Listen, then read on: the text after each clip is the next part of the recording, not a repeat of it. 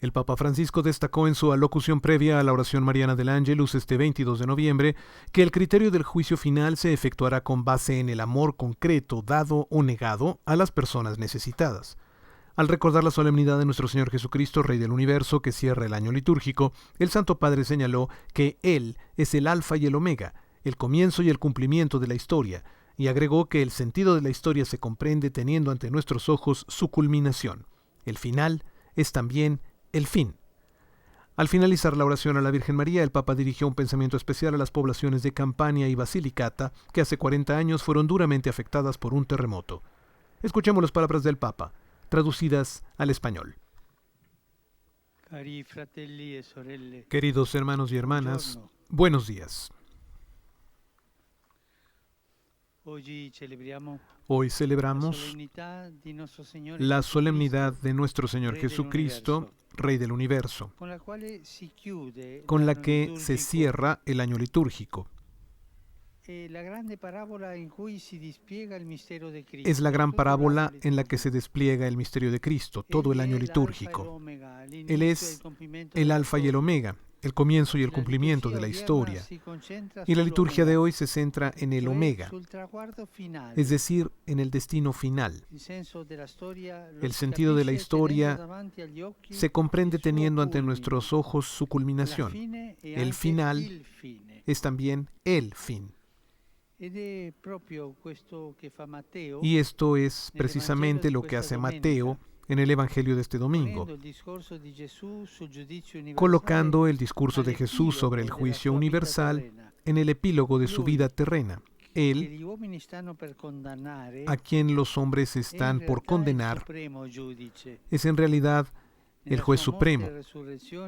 En su muerte y resurrección, Jesús se mostrará como el Señor de la historia, el Rey del Universo, el juez de todo. Pero la paradoja cristiana es que el juez no reviste una realeza temible, sino que es un pastor lleno de mansedumbre y de misericordia. Jesús, en efecto, en esta parábola del juicio final, se sirve de la imagen del pastor.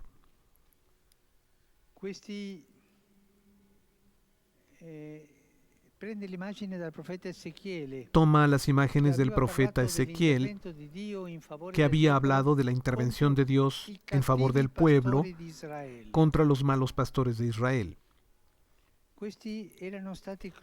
Estos habían sido crueles, explotadores,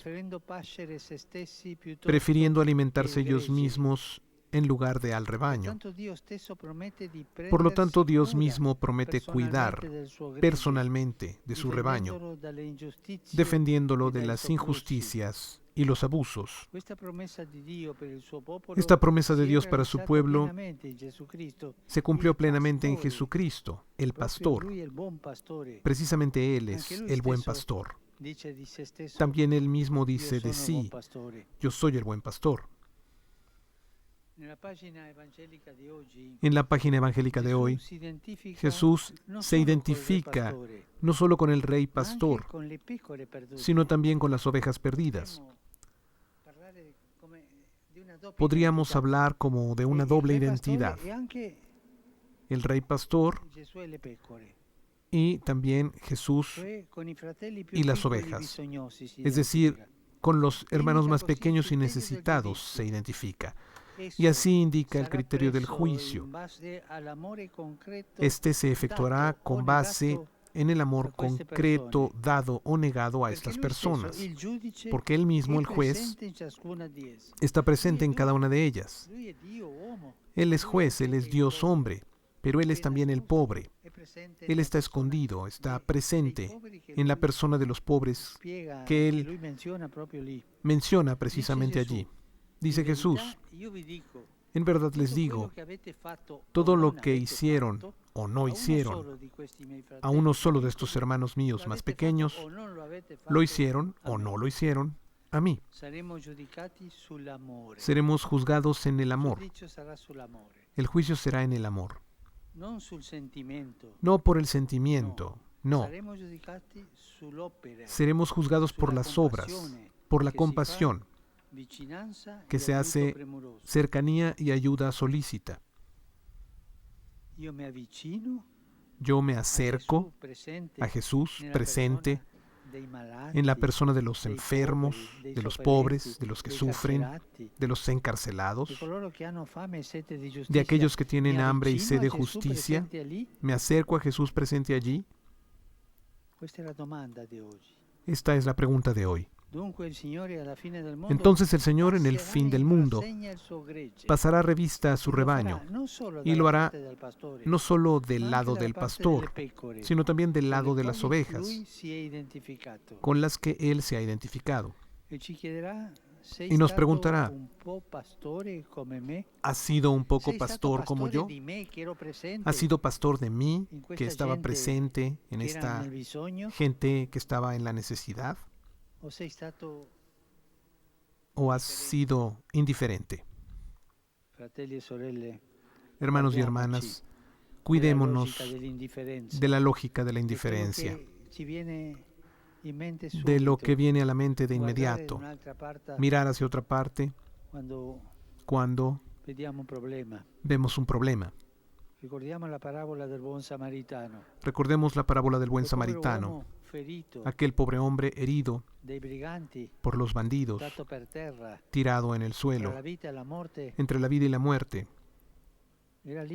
Estaba allí solo. Pasó un sacerdote, lo vio y se fue. Miró hacia otro lado. Pasó un levita, lo vio y miró hacia otro lado. Yo, ante mis hermanos y hermanas en la necesidad, soy indiferente como este sacerdote, como este levita, y miro hacia otra parte.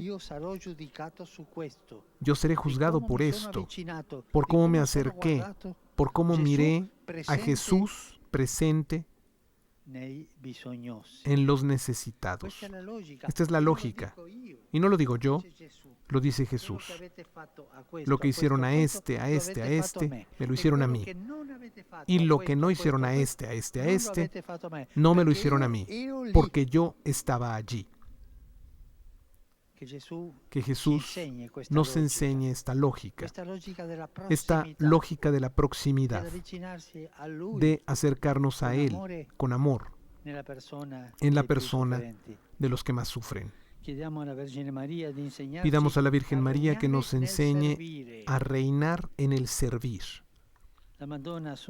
La Virgen asunta al cielo recibió de su Hijo la corona real porque lo siguió fielmente.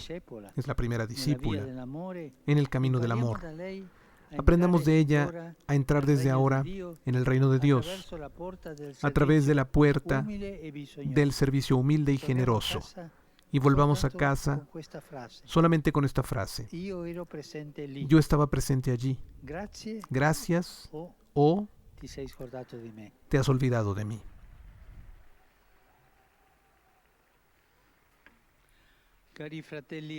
Queridos hermanos y hermanas, deseo enviar un pensamiento especial a las poblaciones de Campania y de Basilicata a 40 años del desastroso terremoto que tuvo su epicentro en Irpinia y sembró muerte y destrucción. 40 años ya. Ese acontecimiento dramático, cuyas heridas, incluso materiales, aún no han cicatrizado del todo, hizo evidente la generosidad y la solidaridad de los italianos. Lo atestiguan tantos hermanamientos entre los pueblos afectados por el terremoto y los del norte y el centro, cuyos vínculos todavía subsisten. Estas iniciativas han favorecido el laborioso camino de la reconstrucción y, sobre todo, la fraternidad entre las diferentes comunidades de la península.